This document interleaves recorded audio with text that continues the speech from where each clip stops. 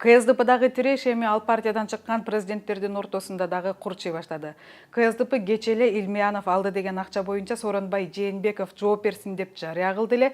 Учурдагы бийликтин депутаттары жылуулук электро борборундагы болгон авариянын чоо жайын териштирүү боюнча жыйын өткөрүп, буга жооп кылгандай болду. Партия бир добуштан президенттикке Сооронбай Жээнбековду көрсөткөн. Ошондуктан шайлоого байланыштуу бардык маселелерди, анын ичинде каржылык маселелерди президенттикке талапкер жана анын штабы чечкен. КСДПнын штабка жана шайлоо фондуна эч кандай тиешеси жок.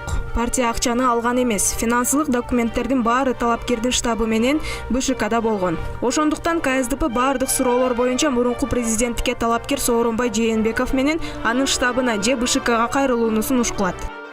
Көрүүл айтса болот. А мына быйыл жабылыптыр. Это приятно. А почему до этого не закрыли? Оңой эле нерсе мына крышалар жабылып.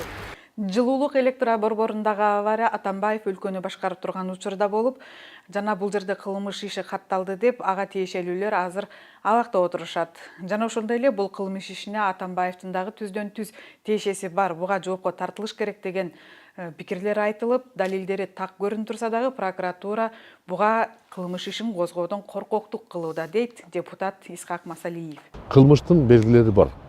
Ал эми жоопкерчиликти бул сот гана чечет.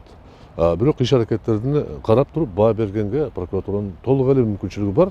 Бирок саясий эрк жетпей атат. Дал ушул жылуулук электро борборундагы маселе эки президенттин ортосундагы тирешти күчөтүүгө өбөлгө болууда.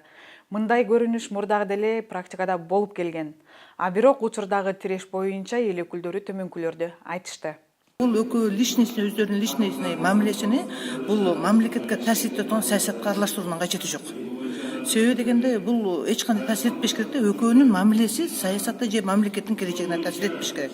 Ошондуктан мен айткым келет, экөө мурдатан бери дос болгон кандай чечип алышат, бирок мамлекеттин кызыкчылыгын дагы колдонбошубуз керек да. Сооронбай Шарипович өзүнүн ишин аткарып атат. Ал президент эски команда бир албастык болуп атабы, бир баягы анын кол астында адам катары болбой калган үчүн алар баягы күйүп атышат да. Ошондуктан мен буну айткым келет. Экс-президент Алмаз Шаршенович Атамбаев өзүнүн экс-президенттигин жасаш керек. Баарын токтотуш керек дагы, бүт баягы өзүнүн калыбына келтириш. Мындай жагдайды КСДПдан чыккан президенттер ымалага келишип тынчтандырабы же тескерисинче чоң саясий бурулушка алып келишеби азырынча белгисиз.